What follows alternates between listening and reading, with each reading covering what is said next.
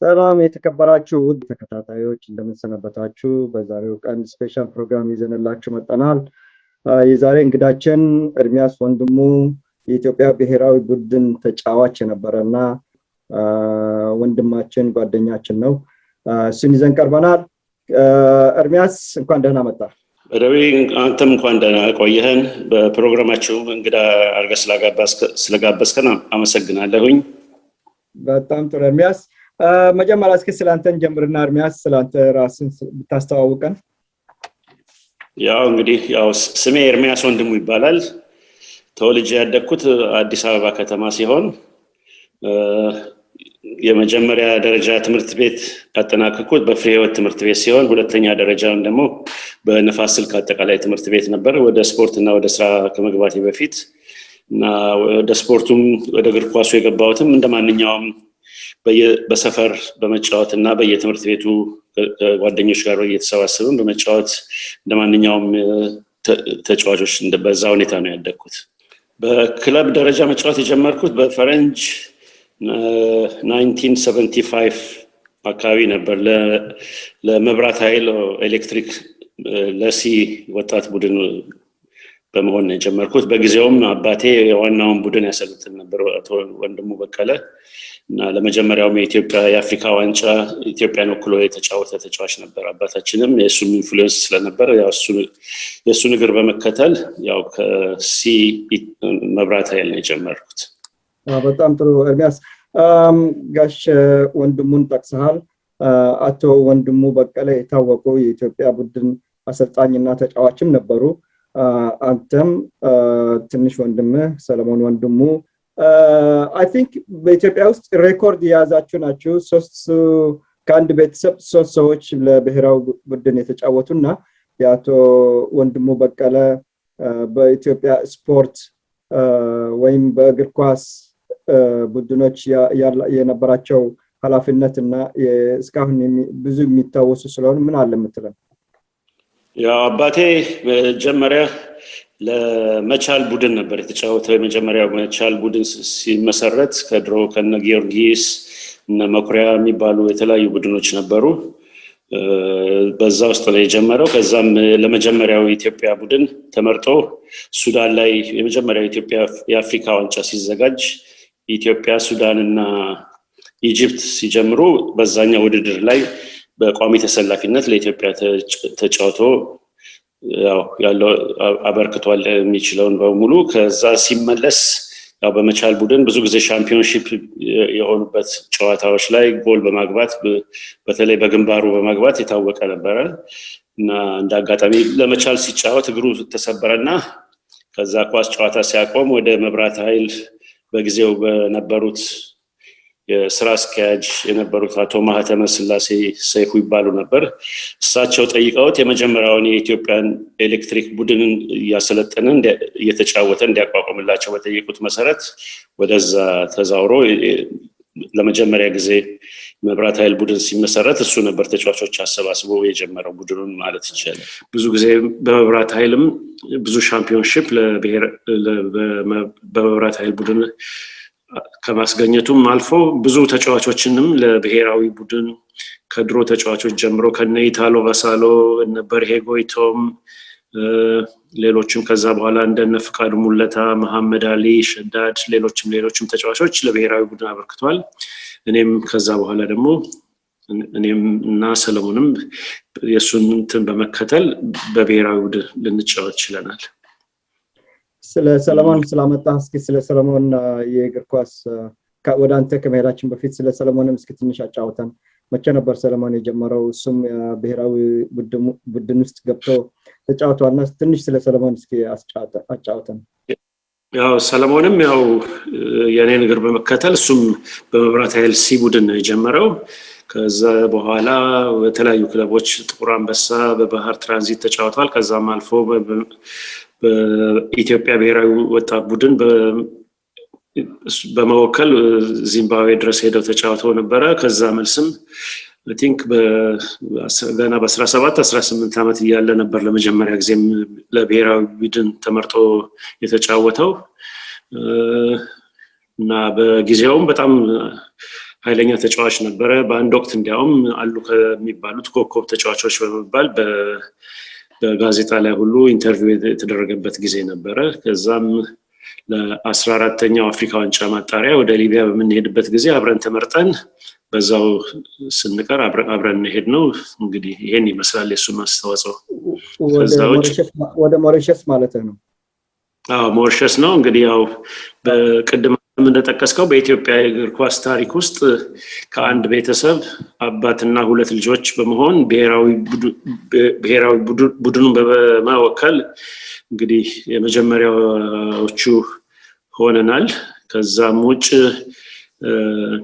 አባትና ልጅ በመሆን እኔና አባቴ በአሰልጣኝነት እኔ በተጫዋችነት በክለብ ሻምፒዮን ደረጃ በነበረ ጊዜ ናይጄሪያ በመሄድ ኢትዮጵያን በክለብ ደረጃ አብረን ወክለናል። ከዛ ውጭ ደግሞ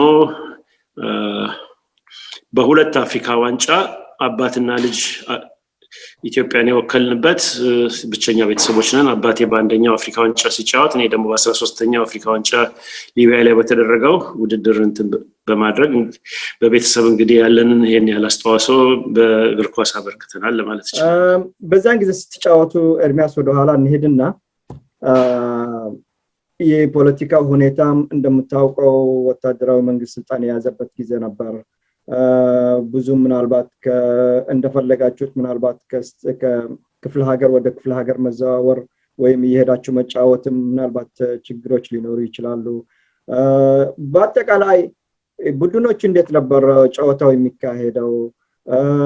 የእናንተስ የሚከፈላችሁ ነበር ወይ? በዛን ጊዜ ምን የምታስታውሳቸው ነገሮች አሉ? እንዴት ነበር ሁሉ ነገር የሚካሄደው? ያው ጊዜው ጥሩ ጊዜ አልነበረም በዛ ጊዜ የነበረው። ግን ያው የውድድሩ ሁኔታ የክፍለ ሀገር የተዘዋወሩ የሚጫወቱ የነበረው ከኛ ትንሽ ቀደም እንዳለ ነው። አይ ቲንክ በኤርትራ በድሬዳዋ እና በአዲስ አበባ 8 ሀያላን ክለቦች የሚባሉ ነበሩ። እነሱ ነበሩ እየተዘዋወሩ የሚጫወቱት ከኛ ቀደም ይሉ ነበረ። በዛ ጊዜ የነበረው ልጅ ሆነን እየገባን ፉክክሩን እናይ ነበረ። በተለይ የአስመራ ቲሞች እና የአዲስ አበባ ቲሞች አዲስ አበባ ስቴዲየም ላይ ሲጫወቱ የነበረው ፉክክር፣ የስቴዲየሙ ድማም በጣም ደስ የሚልና በቃ በጊዜውም የነበሩት ተጫዋቾች የአካል ብቃታቸው፣ ቁመናቸው፣ ችሎታቸው በጣም ቆንጆ ነበር። ትዝ ከሚለኝ መካከል በተለይ የኤርትራ ቡድኖች ሐማሴን ወይ አካለ ጉዛይ መጥተው በሚጫወቱበት ጊዜ የነሱ ቲፎዞ በቀኝ በኩል ይሆናል፣ የአዲስ አበባ ወይ ጊዮርጊስ ቲፎዞ በግራ በኩል ይሆናል። የአስመራው ቡድን ጎል ሲያገባ የአስመራ ቲፎዞዎች ጉራግኛ ይጨፍራሉ ጊዮርጊሶቹን ለማብሸቅ። ከዛ ደግሞ ጊዮርጊስ ካገባ ደግሞ የጊዮርጊስ ቲፎዞዎች ደግሞ በትግርኛ ከበሮ እየመቱ እየዘፈኑ በጣም ደስ የሚል ፉክክር የነበረበት ጊዜ ነበረ።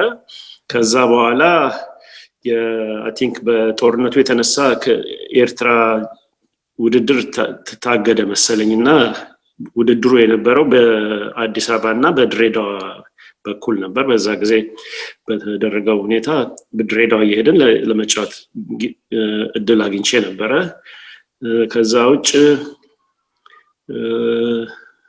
አስመራ አንድ ጊዜ ሄጄ ለመጫወት እድሉ አጋጥሞኝ ነበር። በብሔራዊ ቡድን ተመርጠን ከአስመራ ተጫዋቾች ለመምረጥ ተብሎ በሁለታችን መካከል ውድድር እንዲደረግ ተብሎ በሄድንበት ጊዜ በሳባ ስቴዲየም አንድ ጊዜ ተጫውቻለሁኝ። ይሄ ነበር እንግዲህ ከዚያ በኋላ ምናልባት ነገሮቹም እየተበላሹ ስለሄዱ በእናንተ ላይ የሚደርስ የሆነ የፖለቲካ ጫና ነበር ወይ? ምክንያቱም አብዛኛው ጊዜ ወጣቶቹ ታርጌትድ ስለነበሩ በእናንተ ላይ የደረሰ ነገር ነበር ወይስ እንዴት ታየዋለህ?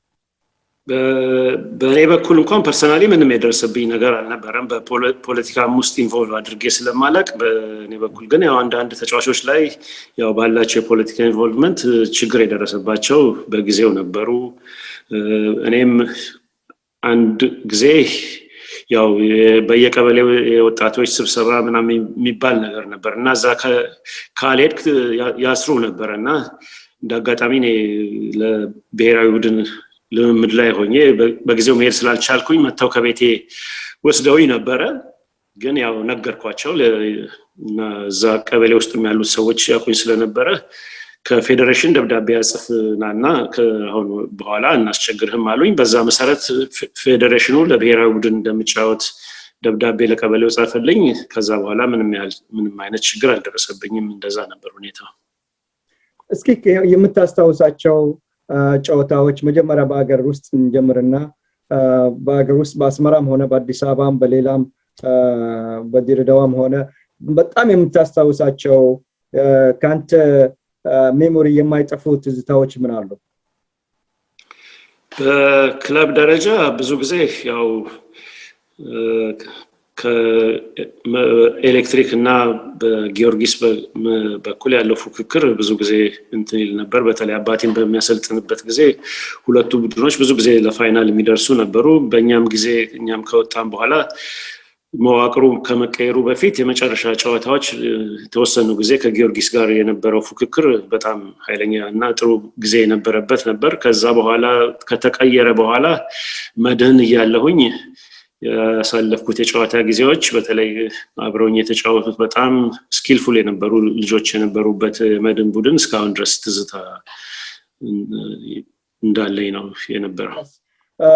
ከዛ በኋላም ኢንተርናሽናልም እየሄዳችሁ ኢትዮጵያን ወክላችሁ ትጫወቱ ነበር።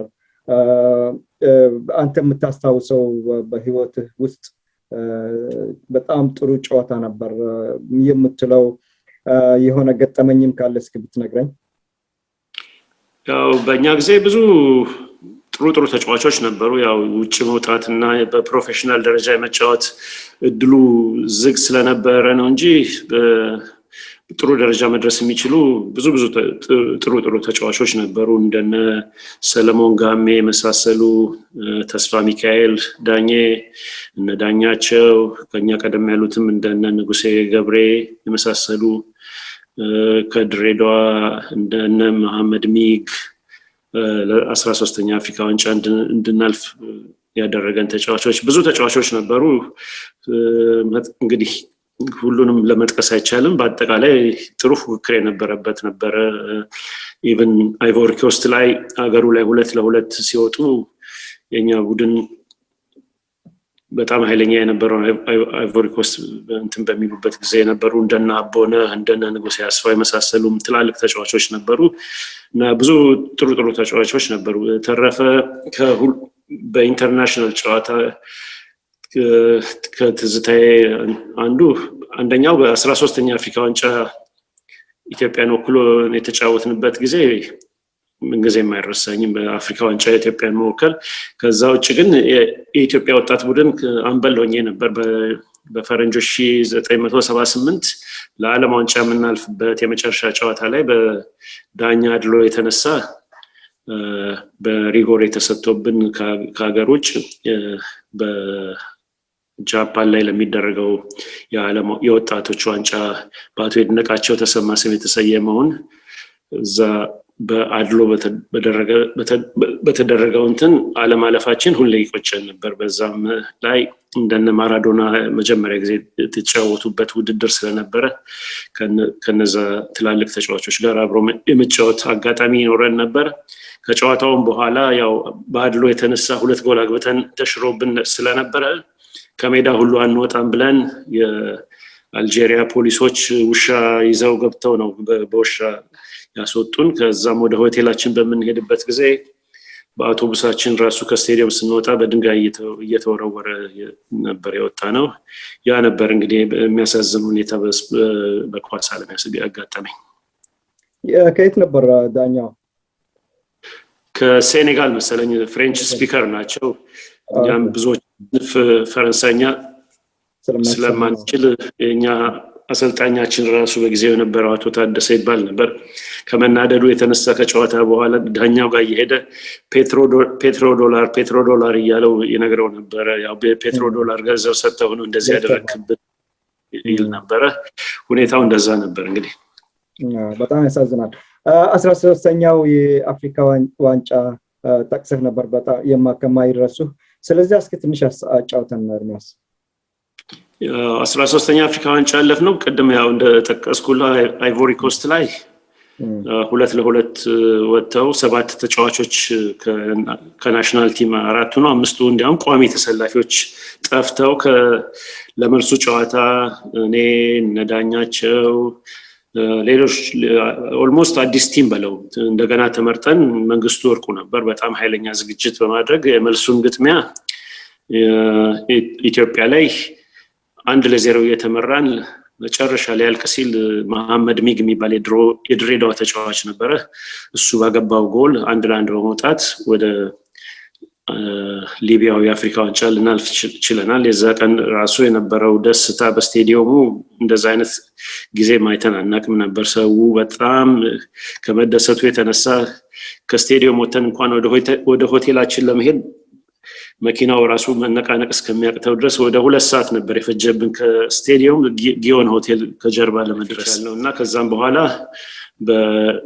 ለዝግጅት ተብሎ ራሽያ ኢስት ጀርመኒ እና የተለያዩ ቦታዎች በመሄድ ዝግጅት አድርገን ነበር በጣም ኃይለኛ ዝግጅት ነበር ያደረግነው በአገር ውስጥም ከተለያዩ አገሮች ጋር ኢንተርናሽናል ጨዋታዎች የልምምድ ጨዋታዎች በማድረግ ለውድድሩ ተዘጋጅተን ሄደን ነበር ግን እንዳጋጣሚ ቲሙም ገና የአዲስ ስብስብም ስለነበረ ግሩፓችንም ውስጥ የነበሩት ጠንካራ ቲሞች ነበሩ እንደነ ናይጄሪያ አልጄሪያ በተለይ አልጄሪያ እዛ ውድድር ከመጣቱ በፊት ዓለም ዋንጫ ላይ ከአንድ አመት በፊት ነው ከተወሰነ ወራት በፊት እንዲያውም ጀርመንን ራሱ 3-2 ያሸነፈ ቡድን ነበር ያጋጠሙን እና ያው የልምዱ ሁኔታም እነሱ ስለነበራቸው በመጀመሪያው ተሸነፍን ከዛ መጨረሻ ላይ እንዲያውም ከአልጄሪያ ጋር እኩል ለእኩል ሁሉ ወተን ነበር የተለያየ ነው ያው ከምድባችን ሳናልፍ ከውድድሩ ወተናል ግን ለኛም ቢሆን ጥሩ ኤክስፒሪየንስ ነበረን ያገኘንበት ተለይ ውድድሩ በጣም ትልቅ ውድድር በመሆኑ በአፍሪካ ዋንጫ ሀገርን መወከል ራሱ ትልቅ ክብር ነው ለማለት ይችላል ያ በጣም ጥሩ እናንተ ብሔራዊ ቡድን ደረጃ ላይ ደርሳችሁ እዛ መጫወት የምትችሉ ኃይለኛ ተጫዋቾች ነበራችሁ በአንጻሩ ኢትዮጵያ የምታደርግላችሁ ወይ ደግሞ ኮሚሽኑ ምን አበሉም ይሁን ጥቅሙም ከሀገሪቱ የኢኮኖሚ አንጻር ወስደን እንዴት ነበር አሁን ስታየው በኳስ ተጫዋችነት እንኳን ምንም በእንክብካቤም ሆነ በምንም ደረጃ ምንም የምናገኘው ጥቅም አልነበረም ኤክሴፕት ያው በምንዘጋጅበት ጊዜ ያው ሆቴል እንቆያለን ያው ሆቴል እንመገባለን ትላለን በክፍያ በኩል ግን እንዲያውም እስከ 50 ሳንቲም ምናምን ነበር መጀመሪያ የሚሰጠን የነበረው ሀገር ውስጥ በምንዘጋጅበት ጊዜ በኋላ ትንሽ ተሻሽሎ አይደለም 1 ብር ይሁን 5 ብር ምናምን ገብቶ ነበር መሰለኝ ወደ ውጭ በምንሄድበት ጊዜ ደግሞ አበል ተብሎ በቀን $5 ነበር የሚታሰብልን የነበረውና ከዛውጭ ራሱ ማሊያ ትጥቃችን ራሱ ከተጫዋተን ስንመለስ ውጭ ሀገርም ሄደን ሲሆን ወዲያው ፌዴሬሽን ሄደን ከነጫማችን ከነቱታችን ሁሉ ነገር አስረክበን ነው ሄደው ምንመለስ የነበረውና ምንም ለማስታወሻ እንኳን ይዘነው የምናስቀረው ነገር አልነበረም በዛ ላይ ከኳስ ተጫዋተ ከጨረስክ በኋላ አብዛኛው የኳስ ተጫዋች ኑሮ እንደምታውቀው ነው በስራም ቢሆን በደሞዝም ብዙ ነገር ስለማታገኝ ወይም እግር ይሰበርና ብዙ በእኛ ጊዜ የነበሩ ተጫዋቾች ተቸግረው እንዲያውም ህይወታቸው ምንም ነገር አልነበረም ኢንሹራንስ የለም ክፍያውም ያው እንዳልኩ ነው ስለዚህ አስቸጋሪ ነው እንዲያውም እኛ ትንሽ ሲቪል የሆነው ትንሽ እንሻል ነበር መድን እና የተለያዩ ቦታዎችን የምንሰራው በተለይ የፖሊስ የምድር ጦር ተጫዋቾች የነበሩት ክፍያቸው በጣም የሚያሳዝን ነበር እና በእንደዛ አይነት ያው ኑሯቸውን መግፋት ስለማይችሉ አብዛኛውም ተጫዋች ሊጠፋ የቻለበት ዋናው ምክንያት ይሄ ይመስለኛል ግን በአሁኑ ጊዜ ያው ሁሉ ተሻሽሎ ጥሩ ገንዘብ የተከፈላቸው እየተጫወቱ ስላለ እንደዚህ ደረጃ መድረሱም ጥሩ ነው ላለው ለተጫዋቾቹ አትሊስት ለፊውቸራቸው ትንሽ መጠባበቂያ ይኖራቸዋል ማለት ነው እናንተ ብዙ ጊዜ ተወጡ ነበር እርሚያስ እና ሌሎችም ይጽፉ ነበር ብዬ ገምታለሁ እናንተ ስትመለሱ ከተመለሳችሁ በኋላ የሆነ ጥያቄ ይቀርብላችሁ ነበር ከጸጥታው ክፍል የሆኑ ጓዶቻችሁ ከጠፉ? አይ እንደዛ አይነት ምንም አጋጥሞኝ አያውቅም። አንድ ጊዜ ወጣት ቡድን ያው አልጄሪያ ሄደን ስንመለስ ሁለት ጓደኞቼ ጣሊያን ላይ ጠፍተው ነበረ፣ ግን ስንመለስ ምንም አይነት ጥያቄኛ ላይ የደረሰ ነገር የለም። በጣም ጥሩ። ከዚያ በኋላ አይ ቲንክ መጨረሻ ከኢትዮጵያ የወጣችሁት ሞሪሸስ ሄዳችሁ እዚያ ግጥሚያ ስለነበራችሁ ነው። እስኪ ስለዚህ ጨዋታ ምን እንደነበርና ከዚያ በኋላ የመጣውን ለውጥ አንድ ባንድ እንሄድባቸዋለን። ስለዚህ የሞሪሸስ ጊዜ እስኪ እናይ። የሞሪሸስ የሄድንበት ያው ለ14ኛው አፍሪካ ዋንጫ ማጣሪያ ነበረ እና ኢትዮጵያ ላይ ተጫውተን 1-0 እኛ አሸንፈን ለመልሱ ጨዋታ ነበር ነው። የኢትዮጵያ ላይ ስንጫወት ትዝ እንደሚለኝ ጎሉንም ያገባው የነበረው በጊዜው በጣም ታዋቂ የነበረው ከኤርትራ ተጫዋች የነበረው ተስፋ ሚካኤል ዳኜ ነበር፣ ነፍሱን ይማረውና በጊዜው ከነበሩት በጣም ኮከብ ተጫዋቾች አንዱ ነበረ። እና ሞሪሸስ ሄደን 1-0 ተሸንፈን ከዛ በኋላ በ5-5 ትሪጎሬ ነው የተለያየ ነው። እዛም ጨዋታ ላይ ለማ ወደ 4 ትሪጎሬ በማግባት በመያዝ ቡድኑን ትልቅ አስተዋጽኦ ከማድረጉም በላይ እንዲሁም በዛ ጨዋታ ላይ ትዝ ከሚለኝ እንዲሁ ክብሮም ተወልደ መድን የሚባል ነበረ፣ የፖሊስ ተጫዋች ነበር፣ እሱም ከኤርትራ የመጣ ነበረ። እሱ ራሱ በዛ ጨዋታ ላይ ጭንቅላቱ ተፈንክቶ ደሙ እየፈሰሰ ነበር በፋሻ ጠቅልሎ መንግስቱ ወርቁ ራሱ ግድ የለም ተጎድተሃል ውጣ ሲለው እኔ ጨዋታው ሳያልቅና ሳናሸንፍ አንወጣም ብሎ እስከዛሬ ትዝ የሚለኝ ወንድማችን ነው። የኛ ታላቅ ነበር፣ እኛ ራሱ ትልቅ ሞራል ይሰጠን የነበረ ተጫዋች ነበር። በዚህ አጋጣሚ እሱንም ለማስታወስ ፈልጋለሁኝ። እና በጨዋታው ያው በሪጎር ያሸንፈን ወደሚቀጥለው ቲሙን አሳልፈን ነው እዛ የቀረ ነው። የሚቀጥለውን ጨዋታ ተመልሰን ቢሆን ኖሮ ብናሸነፍ እንደገና ለ14ኛ አፍሪካ ዋንጫ እናልፍ ነበረ። ግን ያው እዛ በመቅረታችን አጋጣሚውን አላገኘ ነው። አሁን አደገኛ ነገሩ ውጭ ለመቅረት ስትፈልግ እነማንን ማማከር እንዳለብህ ነውና እንዴት ነው የተመካከራችሁት? እንዴት ነው የተነጋገራችሁት እዛ ለመቅረት? ምክንያቱም አንዳንድ ጊዜ በጣም የሚያስፈራ ነገር ስለነበር በጊዜው በራሴ ላይ ስለማውቀው እስኪ ስለሱ አጫውተን እንዴት ዲሳይድ እንዳደረጋችሁ እንዴት ውሳኔ ላይ እንደደረሳችሁ። ያው እኔና ለማን መጀመሪያ የተነጋገርነው ያው ቅድም እንደነገር ማለት ነው ጎልኪፐሩ ለማ ክብረታው ጎልኪፐሩ ነበር። እኔና እሱ ተነጋገርን። ከመጀመሪያው ተዘጋጅተን ነበር ለመሄድና መጨረሻ ነው እንግዲህ ያው ሚስጥሩም እንዳይወጣ፣ ምክንያቱም ሰው እንኳን ከሰማ በዛ ጊዜውም ጥሩ ስላልነበረ ብዙ ነገር ሊደርስብም ስለሚችል ለማንም ከሁለታችን በስተቀር ማንም የሚያውቅ አልነበረም። እስከ መጨረሻው ደቂቃ ድረስ ነው። በኋላ መጨረሻ ላይ ልንሄድ ስንል ለሰለሞንና ለሲሳይ የነገርናቸውና እነሱም ከኛ ጋር ሊሄዱ የቻሉት እንደዛ ነበር። ሰለሞን ወንድሙ ያንተ ወንድም ማለት ነውና ሲሳይ ደግሞ ሲሳይ ከበደ ማለት ነው።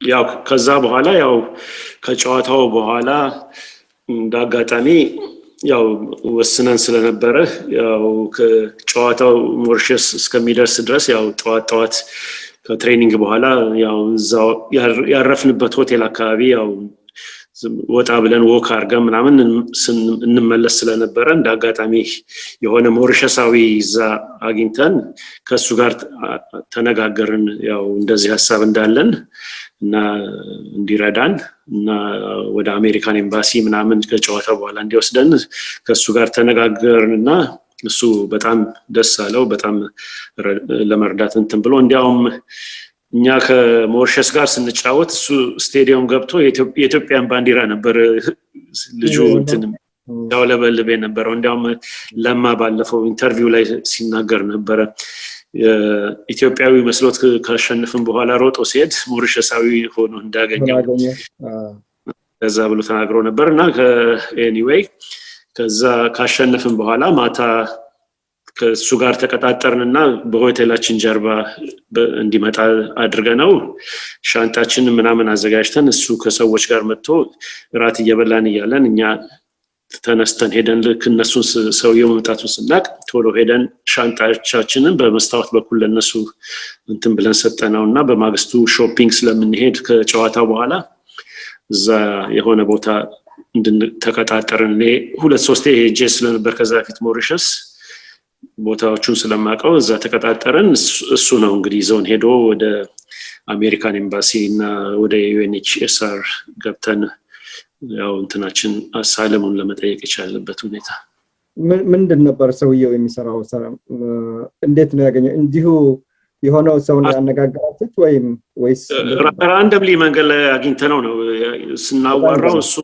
እሱ ራሱ እንትን አይ ቲንክ ትንሽ አስተማሪ ነበር ሰውየው፣ ግን የሞሪሸስንም የፖለቲካ ያለው ሁኔታ አይደግፍም ነበር። ለዛም ነበር የኢትዮጵያን ባንዲራ ይዞ ስቴዲየም ውስጥ ገብቶ እንደዛ ሁሉ ያየነው እና እሱ ራሱ በቃ በጣም ደስ አለው እኛ ስንናገረው ያለው ሁኔታ እና እንደዛ ነበር። ከዛ በኋላ ስንት ዓመት ቆያችሁ ሞሪሸስ ውስጥ?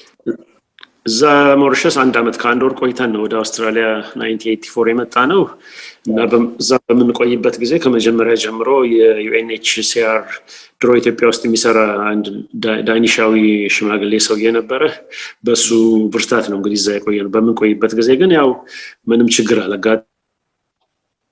ተይዞልን በሴኩሪቲ እየተጠበቅን ትራንስፖርት ተመድቦልን ፖኬት መኒ እየሰጡን ለ1 ዓመት በጥሩ ሁኔታ ተንከባክበውን፣ በዛም ላይ የሞሪሸስ ህዝብ በጣም ትልቅ ፍቅር ነበር ለኛም ይሰጠን የነበረው። በምንወጣበት በምንገባበት ጊዜ ሁሉ ልክ እንደ ሀገራቸው ሰዎች ነው ትሪት ያደረጉና በጣም ጥሩ ሰዎች ነበሩ። በጣም ጥሩ። ወደ አውስትራሊያ ብቻ ነበር አፕላይ ያደረጋችሁት ምናልባት ወይስ? እዛ ያለ ታዩ ሀገሮች አመልክተን ከካናዳ እንዲያውም መተው ኢንተርቪው አድርገውን አላለፍንም። ከዛ ከኛ ቀደም ብለው አይቮሪ ኮስት ከጠፉት ተጫዋቾች መካከል አፈወርቅ ጠናጋሻው የሚባለው በጊዜያችን አሉ ከሚባሉት ጎልኪፐሮች አንዱ የነበረው አላባማ ዩኒቨርሲቲ እነሱ በሚማሩበት ጊዜ ስኮላርሺፕ ጠይቀውልን ስኮላርሺፑን ሁሉ ልኮልን ፕሮሰስ ጀምረን ነበረ። ግን ከአውስትራሊያ መጣና ኢንተርቪው አልፋችኋል መሄድ አለባችሁ ሲባል ያው UNHCRም ኃላፊነታችን እስከዚህ ድረስ ነውና መሄድ አለባችሁ ብሎ ነበር። እንዲያውም መጀመሪያ አንገራግረን ነበረ በአቦሪጂኒዎች እዚህ በሚደረገው እንትን የተነሳ ብዙም ታሪኩን ባናውቀው ብቻ ያው ጥቁሮችን እዛ ጥሩ ያስተናግዱ ምናምን ብለን ትንሽ ተከራክረን ነበር። UNHCRዎች ግን አሁን ያለው ሁኔታ የተቀየረ ነው፣ መሄድ አለባችሁ፣ ከዚህ በኋላ ኃላፊነቱን አንወስድም ስላሉን የአሜሪካኑን እድል ትተን ወደዚሁ ቀጥለን መምጣት ችለናል። አንድ ነገር አስታወስከኝ ኤርሚያስ፣ እኛም በአንድ ጊዜ ነው አውስትራሊያ የገባነው እኛና እናንተ። እኛ ከካይሮ ነበር የመጣ ነው እና እዛ ሄዳችሁ በግ ልትጠብቁ ነው እያሉ ያስፈራሩን ነበር ከካይሮ ስንነሳ ወደዚህ። የኛ ሀሳብ ደግሞ ያው እዚህ ከመጣን ከ2 ዓመት በኋላ ፓስፖርቱን ከያዝን መውጣት እንችላለን፣ ሰው ለ2 ዓመት ምን አለበት በግ ብናውል ምናምን ብለን የመጣ ነው። ግን ነገሮቹ እንደዛ አልነበሩም። ከዛ በኋላ ጉዞ ወደ አውስትራሊያ ሆነ። ኤርሚያስ እስኪ ስለሱ እናውራ።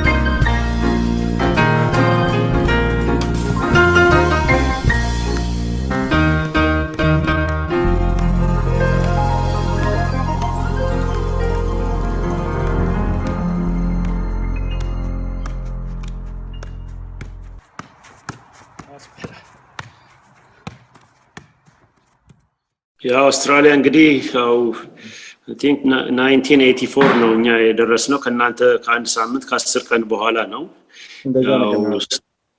እና እንደመጣንም ያው በጊዜው ሁላችንም የነበርንበት ኢንተርፕራይዝ ሆስቴል ይባል ነበር ስፕሪንግቬል የነበረ ሆስቴል ነበር መተው ከኤርፖርት ነው በአውቶቡስ ተቀብለው በጊዜው እንዲያውም አብደላ እና ሰይድ ጉሌድ የሚባሉ ነበሩ በጊዜው የነበሩ እነሱ ተዋብረው ተቀብለው ከማኔጅመንቱ ጋር ከኢንተርፕራይዝ ከነበሩት ጋር ያ ሆስቴል መተን ቦታ ተይዞልን እንግዲህ ከዛ ነው እንግዲህ አዲሱ ህይወት የተጀመረውና ከናንተም እና ሌሎች ወንድሞቻችን እህቶቻችን ጋር መተዋወቅና እንግዲህ እስካሁን እንግዲህ የቆየ ዝምድና አትርፈን እስካሁን በአውስትራሊያ የምንገኝበት እንደዚህ ይመስላል እንደተጠቀስከው ወንድማችን አብደላ ያልከው አብደላ መሐመድ ሳለም ይባላል በአሁኑ ጊዜ ዶክተር ነው የሪሰርች ሳይንቲስት በሳውዝ አውስትራሊያ ነው አጋጣሚ ሆኖ ከመጡት ሰዎች አቺቨሮችን እንደነበሩ እንደራሴ አሁን ቢዝነስማን ራሱ ብዙ ሰው የመጣው ብዙ ነገር እንደተሰራ ለመግለጽ ያህል ነው ስሙን ስለመጣህ ነው የአውስትራሊያ ስትመጡ ብቻ ነበር በዚህ አጋጣሚ ሰላም ታይቅርብልኝ ለአብደላ ማለት ነው ሶሪ ተቆርጦ ነበር ሰይድ ጉሌድ እንኳን አገኘዋለሁ አልፎ ለአብደላ በዚህ አጋጣሚ ሰላም ማለት ፈልጋለሁ ማለት ነው እናቀርባለን እሱም አንድ 4 አመት አልተገናኘንም አሁን በጣም ጥሩ እርሚያስ ከዛ በኋላ መልበን ውስጥ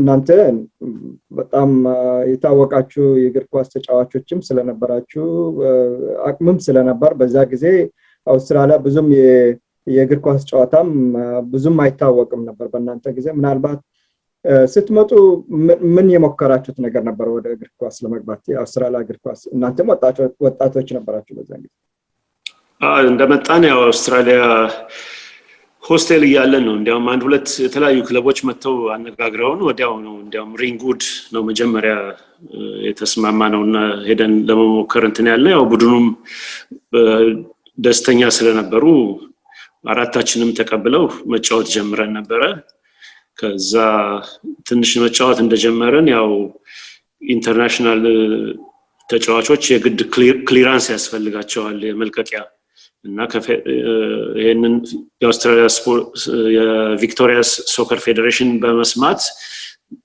ሪንግውዶችን መልቀቂያ አግኝተዋል ወይ በሚል በሚጠይቅበት ጊዜ ምንም መልቀቂያ እንዳላገኘን ስላሳወቋቸው መልቀቂያ እስከምናገኝ ተብሎ ታግደን ነበር እና በፕሮሰሱ ወደ 1 አመት ገደማ አልተጫወትንም ነበር መልቀቂያም የአውስትራሊያ ሶከር ፌዴሬሽን የኢትዮጵያን በሚጠይቅበት ጊዜ ለኛ ለመስጠት ፍቃደኛ ስላልሆኑ ብዙ ስላግሏሏቸው ያው የግድ 1 አመት ሳንጫወት ቆይተን ከ1 አመት በኋላ በኢንተርናሽናል ህግ መሰረት ያው አውቶማቲካሊ ክሊር ስለምትሆን ከዛ በኋላ ነው እንደገና መጫወት የጀመርነው እና ለተወሰነ ጊዜ ለሪንግውድ እና ለኮፊልድ ዩናይትድ የሚባሉ ቡድኖች ተጫውቼ ነበር ማለት ከናሽናል ሊግ ቀጥሎ ያለው የስቴት ሊግ ዲቪዥን 1 ነበረ።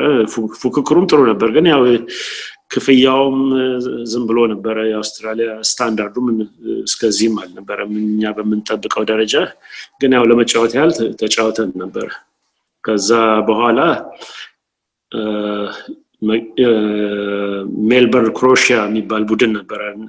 እነሱም ኢንተረስትድ ስለነበሩ ትራያል ሄደን ነበረ አራታችንም። ከዛ እኔና ለማን ሊያስፈርሙን ነበረ። በጊዜው የሜልበርን ክሮሺያ ኮች የነበረው የታወቀ በነ ፔሌ ጊዜ የነበረ ፑሽካሽ የሚባል የሃንጋሪ ተጫዋች ነበር እና እሱ በጣም በእኛ እንትን በመተማመን በጣም ስለወደደን መፈረም አለባቸው ተብሎ ከዛ ለመፈረም ተነጋግረን በኔክስት ዴይ ትሬኒንግ ስንሄድ ያው እኛ ምንገባ ከሆነ ተጫዋች ከነሱ መቀነስ ስለነበረበት ከዛ ተጫዋቾቹ ቦርድ ላይ ልክ እኛ ስንገባ we don't need the blacks, we want our boys back ብለው ልክ ስንገባ ዳስተር አንስተው ብላክቦርዱን ማጥፋት ሲጀምሩ አየ ነው የተጻፈው።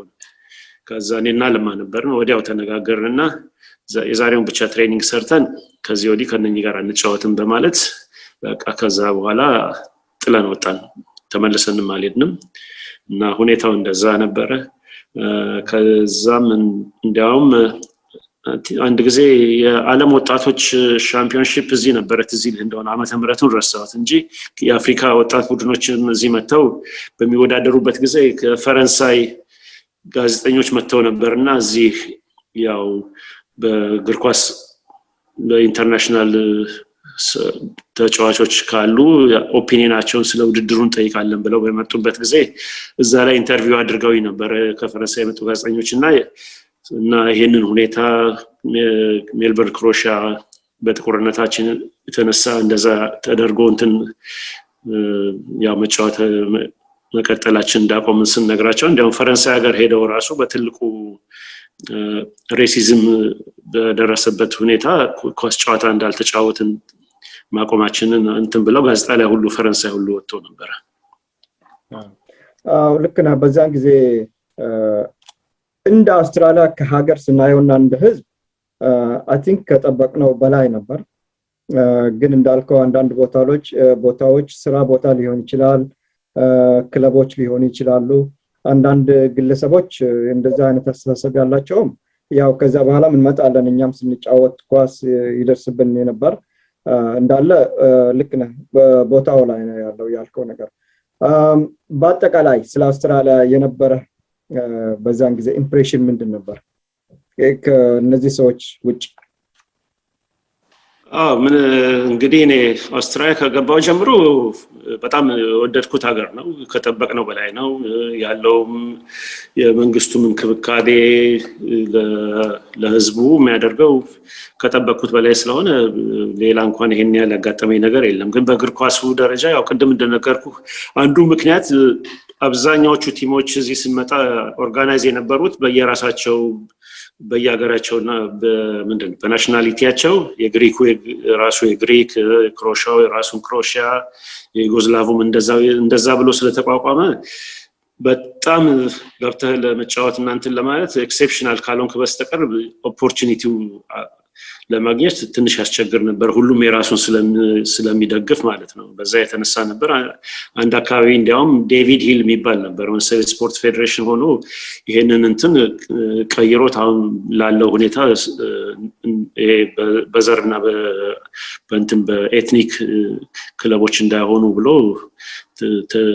አሁን ደድሮን ሜልበርን ክሮሺያ ምናምን የሚባለው ስም ሁሉ ተቀይሮ እንደ ሜልበርን ቪክትሪ ምናምን ተብሎ ሁሉም አትሊስት የሚገባበት ሁኔታ ትንሽ የተሻለ ሁኔታ ደርሷል ለማለት ይቻላል።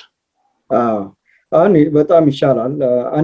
አንዳንድ ነገሮች አሉ። ለምሳሌ የዛሬ 6 ወር አካባቢ ነው መሰለኝ በኮሊንግውድ የሚባለው የኦዚ ሩል የሚባለው የአውስትራሊያ እግር ኳስ ጨዋታ የሆኑ ችግሮች እንደነበረና አንድ የነሱ ተጫዋች ነበር በደረሰበት ሬሲዝም እና የነሱ ቼርማን የሆነው ኤዲ መጓየር የሚባለው ሪዛይን እንዳደረገ አይተናል። የዛሬ 6 ወር አካባቢ መሰለኝ እርሚያስ አሉ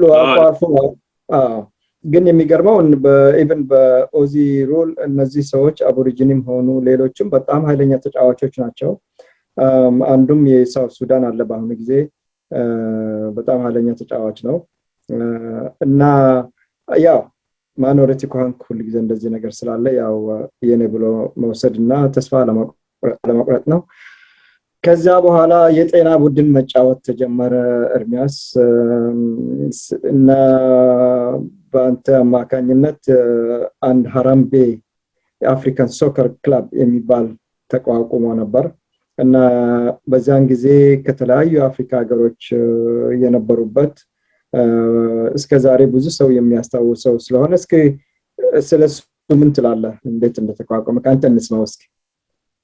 ያው ሀራምቤ እንግዲህ ያው እንዳልኩ ከዛ ከክለቦቹ ያው ካቆምን በኋላ የራሳችንን ለምን አንመሰረትም በሚል ነው ተሰባስበን እንግዲህ ያንን ቡድን መሰረት ነው። በጊዜው አንተም ነበርክ እነ ሳይመን እነ መዝሙር ሬንዳ ሬሃብ እነ ፎጊ ዘሪሁን ሌሎችም ተሰባስበን ያው እንግዲህ እኛም እርስ በራሳችንም ቢሆን አትሊስት የምንተጋጋበት ለክፉም ለጥሩም ጊዜ የምንደራረስበት በሚል ነበር ያቋቋምነው ያንን ቡድን።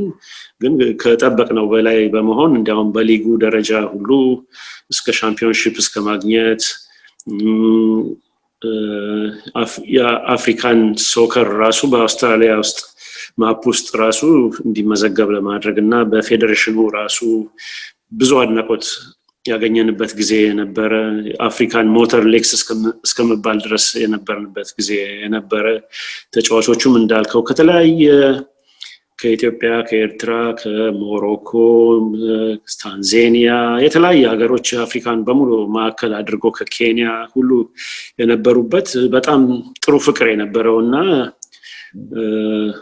ትዝታው እስካሁን ድረስም አይለቅ ብዙ ወንድማማቾችና እህትማማቾች ያተረፍንበት ጊዜ ነው። በጊዜው እንግዲህ ብዙ ተጫዋቾች ነበሩ እንዲያውም በከፍተኛ ደረጃ መጫወት መድረስ የሚችሉ እንደነ ክፍሌ እንደነ መሐመድ ሽሩቤ ሌሎችም ነበሩ ቢገፉበት ኖሮ እና ወልዴን የመሰሉ ተጫዋቾች ሁሉ ትልቅ ቦታ መድረስ የሚችሉበት የነበረ ነበር።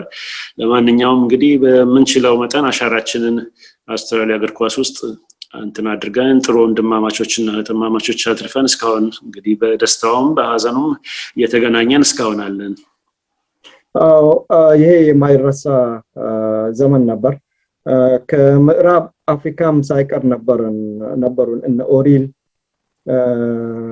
ሌሎችም ነበሩ ማለታቸው።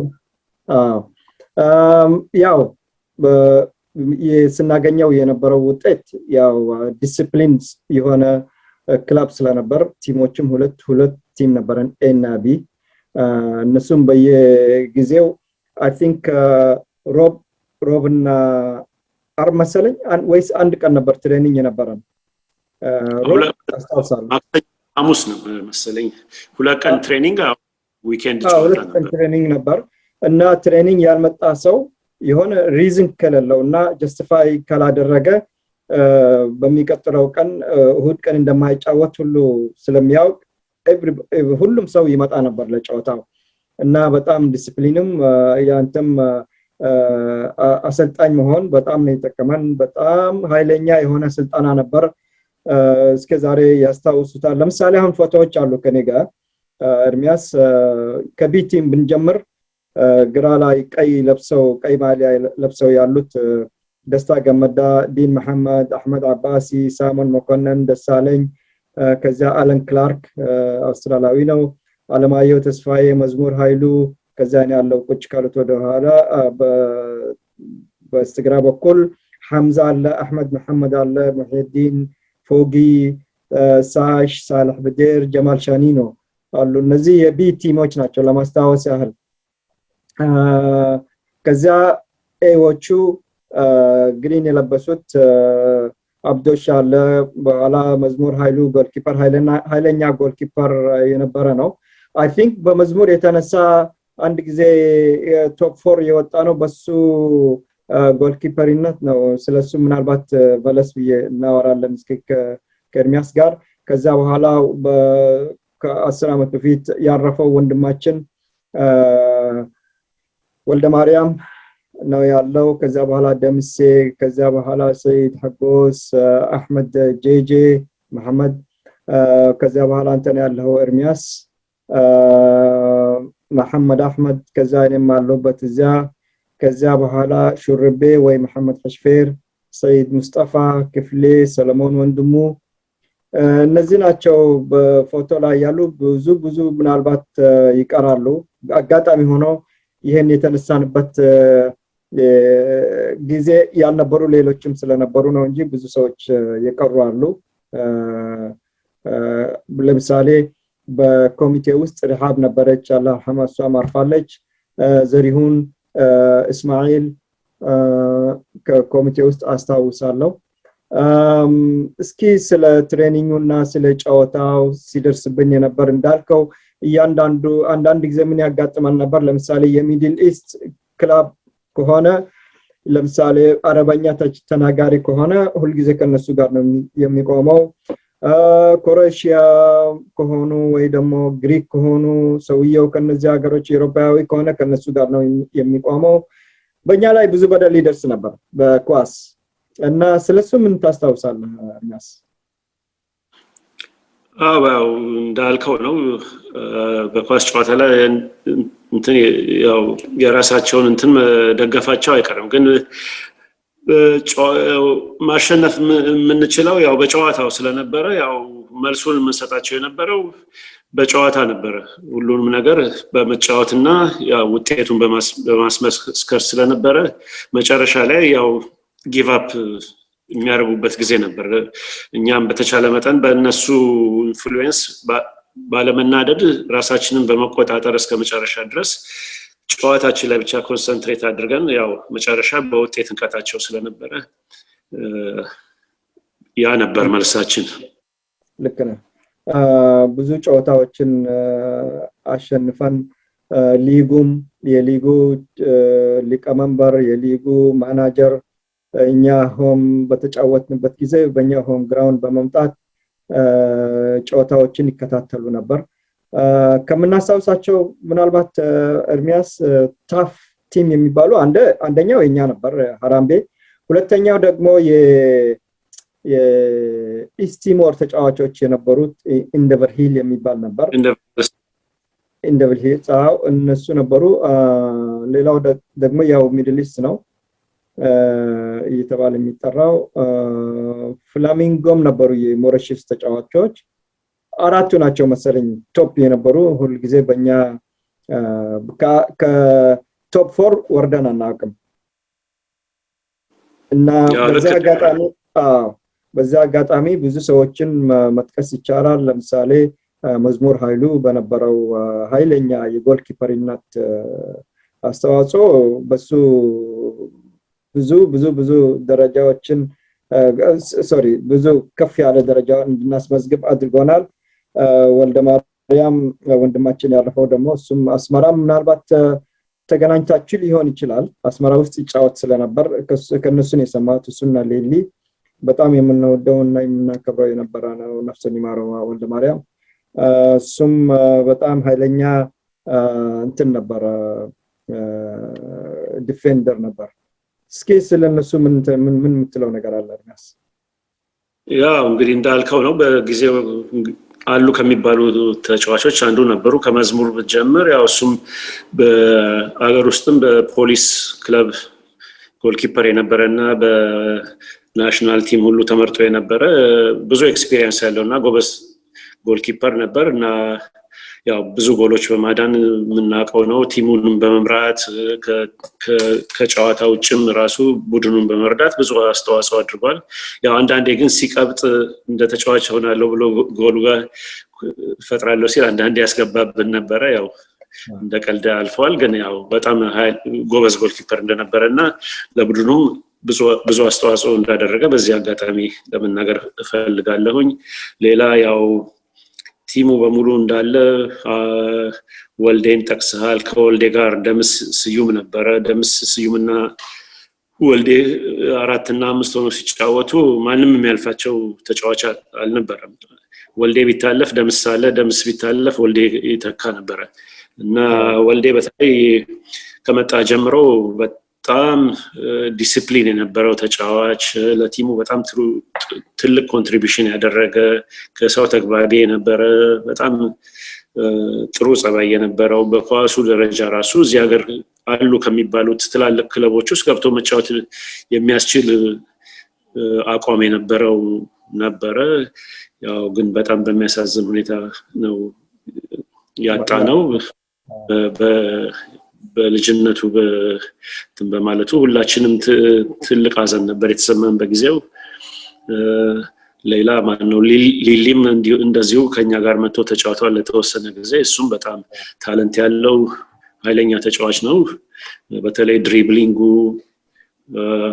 እሱ ራሱ በናሽናል ደረጃ እዚህ ካሉት ለመጫወት የሚያስችል ነበር። ግን ያው ሁላችንም ስንመጣ የኑሮ ሁኔታ አለ፣ ኮሚትመንት ስላለ እንደዛ አድርጎ ፑሽ አለማድረጋቸው ነው እንጂ ቅድም እንደጠቀስነው እንደነ መሐመድ ሹሩቤ እና ክፍሌ ኢቭን ሰይድ ሙስጠፋ የመሳሰሉ ተጫዋቾች በጣም ኃይለኛ ተጫዋቾች ነበሩ እና ብዙ ደረጃ መድረስ ይቻል ነበር። ግን ያው ያለው የኮሚትመንት እና የላይፉ ሁኔታ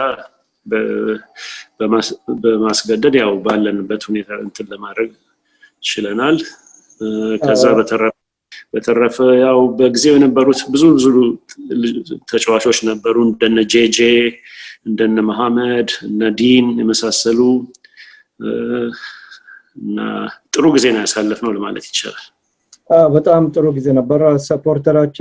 ሰፖርት የሚያደርጉንም ነበሩ እነዛ በየቦታው እየተከታተሉ ባርቢኪው እያደረጉ ባርቢኪው የሚሸጡ ኢንካም እንድናገኝ ገቢያችን ያው ኮካ መሸጥና ያው ባርቢኪው በመሸጥ ነበር። እነሱም የሚተባበሩ ብዙ ሰዎች ነበሩ። እነ ጆን ነበረች፣ እነ ሬንዳ ራሷ ረሃብ ነበረች፣ ኤልያስ ነበር በአንድ ጊዜ ሰክሬታሪ ነበር። እሱም በጸሐፊነት በሰሞን እንዲያውም ክለቡን ሁሉ እንትን ብሎ ነበር። እንዲያውም ኢኒሺዬቲቭ ሁሉ አንስቶ ሁላችንም $1 ብናዋጣ ብዙ ነገር ማድረግ እንችላለን የሚል እንትን ሀሳብ ሁሉ አቅርቦ $1 እያልን እንጠራው ነበር እንደቀልድ። እኔ በጣም የማስታውሰው እንዳልከው ወልደ ማርያም እና ደምሴ፣ ሶስተኛው አህመድ መሐመድ ነበር እንትኑ ዲፌንድ የሚያደርጉት እና በአንድ ጊዜ ትዝ የሚልህ ከሆነ ይገፉ ስለነበር ደምሴ አህመድን አህመድ ውጣ ይለዋል እና እየገፉ ነበር። አህመድ ትንሽ ጊዜ ስለሚፈራ ትንሽ ይቀራል፣ አረ ውጣ ይለዋል። ሶስተኛ ሲያየው ገና ኋላ ነው በፖሊስ ላስወጣ። ልክ ትዝ ይለኛል።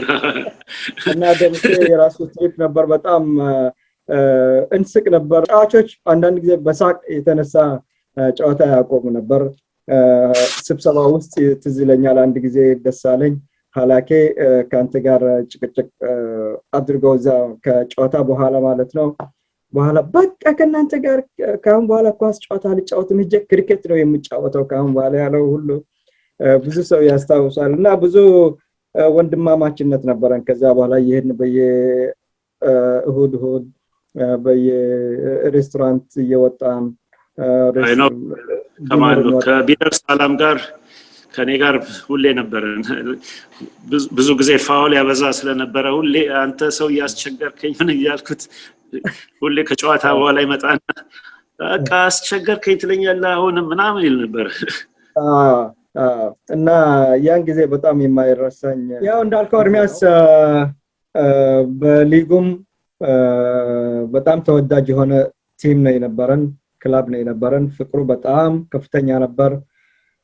በየሳምንቱ እኛ ነበር ኦልሞስት የምናሸንፈው። አንዳንድ እንትኖች ዳኛዎች ይገርማቸው ነበር፣ እነዚህ ልጆች እንዴት ነው እዚህ የሚጫወቱት?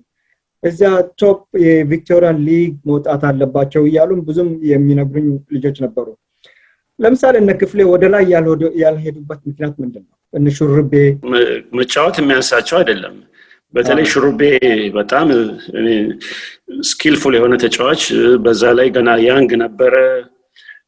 በጣም ታምረኛ የሆነ ተጫዋች ነበር። በጣም የምወደው ልጅ ነበር። አህመድ አብደላን ነበር የሚያስታውሰኝ። በቃ ስኪሉ ልክ እንደሱ የነበረ የማይፈራ ደፋር እና መድረስ ይችል ነበር። እንዲያውም ሲያጫውተኝ ማለት ነው ኬቨን መስካት የሚባለው የአውስትራሊያ ናሽናል ቲም ዲፌንድ የነበረው ሜልበርን ቪክቶሪ ያሰለጠነ የነበረው እንዲያውም በትምህርት ቤት ደረጃ አብረው ይጫወቱ እንደነበር ይነግረኝ ነበር። ሹርቤ አብረው ሲጫወቱ ራሱ ኬቨንን ይሄን ያህል እንደነበረ ይነግረኝ ነበር። ከነካሂል ጋር መሰለኝ ከነማ ካሂል ዋናው ተጫዋች ነበር። ልክ ነው። የነሱ ጊዜ ነበር ኬቨን መስካት ነበር መሰለኝ። ያው መሐመድ ሹርቤ ነው እሱ ትንሽ የሚያስፈራው ስለ ጠባዩ ነበር። ልጅም ስለነበር በጣም ስለመቆጣጠር በጣም ነበር ኃይላችን የሚጠፋው እና አቅሙ ከሚበላልጡት ጋር እኮ ነው ሄዶ ጉሮሯቸውን የሚይዝ። በጣም ነው የሚገርመው። ምናልባት የምለው ብዙ ምሰሶዎች ነበሩ። ዋናው ምሰሶ አንተ ነህ የነበርከው። አንደኛ አንተ እንትን ነበርክ፣ አሰልጣኝ ነበርክ። ሁለተኛ የራስህ ቢዝነስ ስለነበረ እዛ ሬስቶራንት ውስጥ በየጊዜው ለሚደረጉ ለምሳሌ ፕሪሲዝን የሚደረጉ እንትኖች ፓርቲዎች ይሁኑ ሁሉም ነገር አንተ ራስህ ታደርገው ነበር በራስህ ወጪና እኔም ለዚህ ላመሰግንህ እፈልጋለሁ። በተለያየ ጊዜ የተለያዩ ነገሮች ይደረጉ ነበር። የሆነ በዓለም ካለ ስናደርግ በነፃ አንተ ሬስቶራንት ውስጥ ነበር የምናደርገው።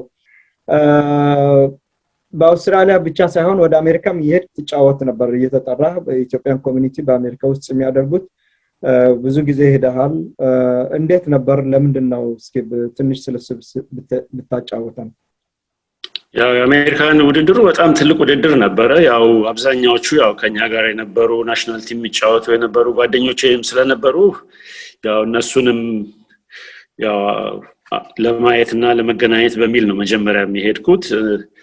እና እዛ ለአትላንታ ቡድን አይ ቲንክ ወደ 3 ጊዜ ተጫውቼላቸዋለሁኝ። 2 ጊዜ ሁለተኛ ወጣን። አንደኛውን ጊዜ እንዲያውም ለማም ሄዶ ነበር። እሱ ሄደ ጊዜ ሻምፒዮንሺፕ ማሸነፋን ነበር። አይ ቲንክ 90 ዳላስ ላይ ነበር፣ 91 ሲያትል እና ቨርጂኒያ 94 መሰለኝ። እዛ ላይ ተጫውቻለሁኝ። የመጀመሪያ 2 አመት እንዲያውም ከዚህ ሄጄ በኮከብ ጎል አግቢ ነበርኩኝ። የመጀመሪያው ላይ እንዲያውም ትሮፊ መስጠት አልተጀመረም ነበርና ሁለተኛው ላይ እንደዚሁ ኮከብ ጎል አግቢ በመባል የውድድሩ ተሸላሚ ሆኛለሁ። እና በዛም አጋጣሚ ብዙ ጊዜ ያላየኋቸውን ጓደኞቼን ቲፎዞቼን በሙሉ በዛ አጋጣሚ አግኝቻቸዋለሁ። በዛ መሰረት ነበር እዛ አይቼ እዚህ መጥቼ የኢትዮጵያ ሶከር ቶርናመንት ለማዘጋጀት 97 ላይ በዛ መሰረት ነበር መጀመሪያ ያዘጋጀሁት ከኢትዮጵያ ኮሚኒቲ ጋር በመተባበር እና ጥሩ ኤክስፒሪየንስ ነበር ያደረኩት። ያንን ኤክስፒሪየንስ ያው እዚህ ሜልበርን ያለን ኢትዮጵያኖች ኤክስፒሪየንስ ማድረግ አለብን በሚል አሁን ስንተኛ አመቱ ነው? ወደ 20 ምናምን አመት ሆኖታል እንግዲህ እዚህ ሀገር ከተጀመረ ቶርናመንቱ እየወጣም እየወረደም እንደዛ ነበርና ያው እዛ መሄድም ያው ጥሩ ኤክስፒሪየንስ ሰጥቶኝ እዚህ ላለው መሰረት ለመጣል ችሏል ለማለት እችላለሁ። ይሄ የኢትዮጵያ ኮሚኒቲ ቶርናመንት ከሁሉም ስቴትስ ነው የሚመጡት ወይስ ከቪክቶሪያ ብቻ ነው? መጀመሪያ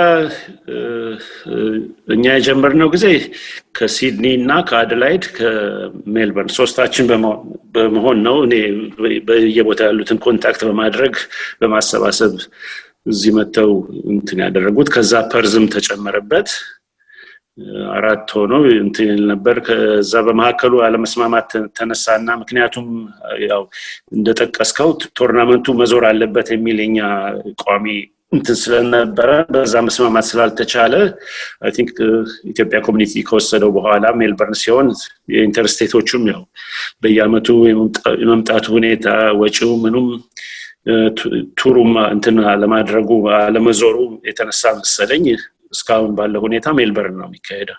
አንድ ያስገባሃት ጎል ነበር አይ ቲንክ ገና ጨዋታው ሲጀመር within 10 seconds ነው ወይም ከዛ ባነሰ ሰከንድ ሲያስገባሃት ጎል ነበረች እና ብዙ አንዳንድ ጊዜ ሰዎች ብዙ ያስታውሳሉ ስለዚህና እንዴት ነበር እስኪ ያቺን ጎል? ቲንክ ሚድል ኢስተር ስንጫወት መሰለኝ I don't know I think እነሱ ጎል አገቡብንና በጣም ተደስተው ይጨፍራሉና ጎልኪፐሩም ወጣ ብሏል። እኔ ኳሱን ከመዝሙር ነበር ቶሎ አምጣው አልኩና ክፍሌ ነበር ቶሎ እንጀምር ቦታ ሳይዟል አለና አልኩኝና ክፍሌን ብቻ ገፋ አድርግልኝ ኳሱን አልኩት። ከዛው ከመሐከል ሜዳ ጎልኪፐሩ ሳይመለስ ወዲያው እዚጨፍሩ የነበሩት ወዲያው እንደገና እንትናቸው ተቀየረት እዚህ ይለኛል ከመሐከል ሜዳ ብቻቸው ከመሐል ሜዳ almost ከ10 ሰከንድ በታች ነበር መሰለኝ። ክፍሌ ነው ትዝ ይለኛል ነካ አርጋት ኳሷን አልኩት ወዲያው እዛው ነካ አርገልኝ ከመሐከል ሜዳ ስል ገና ጎልኪፐሩ አልደረሰም ነበር ይጨፍሩ የነበረው እንደገና ቁጭ ብሎ ማልቀስ ጀመረ። I think Middle East እና East Timoris ምንድን ነበር የሚባለው ኢንደቨርሂል እነሱ በጣም ኃይለኛ ልጆች ነበሩ። በጣም ኃይለኛ ተጫዋቾች ቶሪሶቹ በጣም ኃይለኞች ነበሩ። በጣም እነሱ ነበር ከነሱ ጋር ኢንዶር ሶከርም እንጫወት ነበር። እኛ ዞብል የሚባል ኢንዶር ሶከር ነበር ሻምፒዮንሺፕ እንዲያውም ብዙ ጊዜ ከነሱ ጋር ነበር ከቲሞሪዞች በጣም ጎበዝ ተጫዋቾች ናቸው። ፍላሚንጎ ነበር መሰለኝ የሞሪሸስ ልጆች እነሱ በጣም ደግ ሰዎች ናቸው እነሱን ያዩዋቸው ሞሪሸሶች ፍላሚንጎ ልክ ነው እዚህ ነው ጎበዝ ተጫዋቾች እሱ በጣም ጎበዝ ተጫዋቾች ነበሩ። ግን እንደ ቨርሂልና እንደ ሚድል ኢስት ኃይለኛ ቲሞች እኛ ብቻ ነበር እነሱን ቻሌንጅ እናደርጋቸው። እርሚያስ ምናልባት ምን ሌላ ገጠመኝ የምታስታውሰው ነገር አለ በሐራምቤ ውስጥም ሆነ ብዙ ልጆች አሁን ብዙም ስለማንገናኝ ምን የምታስታውሰው ነገር ሌላ ነገር አለ?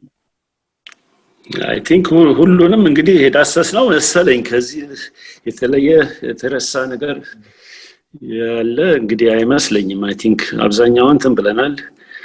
ያው በጊዜው እንግዲህ በተለይ በሐራምቤ ያው ቅድም አመስግኛለሁ አንተ በተለይ ፎጊ ደግሞ በተጫዋችነት በማናጀርነት ማሊያዎቹን ከጨዋታ በኋላ ከሁሉም በመሰብሰብ ቤት ወስዶ አጥፎ ምን ብሎ በየሳምንቱ እንትን ደከመኝ እንትን ሳይል ላደረገው ኮንትሪቢዩሽን በዚህ አጋጣሚም ለማመስገን ፈልጋለሁኝ። እነ ሳይመን እነ መዝሙር ሬንዳ ሪሃብን በኮሚቴ ውስጥ ይሰሩ የነበሩት ያን ሁሉ ፍቅር ያመጡት ሁላችንም ተከባብረንና ተፈቃቅረን ስንሰራ ስለነበረ ነው። ሁላችንም እርስ በርሳችን ሪስፔክት ስለነበረን በተለይም አንተም በፕሬዝዳንትነት ሁሉንም ባላንስ አድርገህ ሁሉንም በጸባያቸው በመያዝህ ያ ሁሉ ደረጃ ልንደርስ ይችላል። ያው ቡድኑም እንደዛ ጥሩ ፍቅር ሊኖረው ይችላል እና ያ ነው እንግዲህ መናገር የምችለው።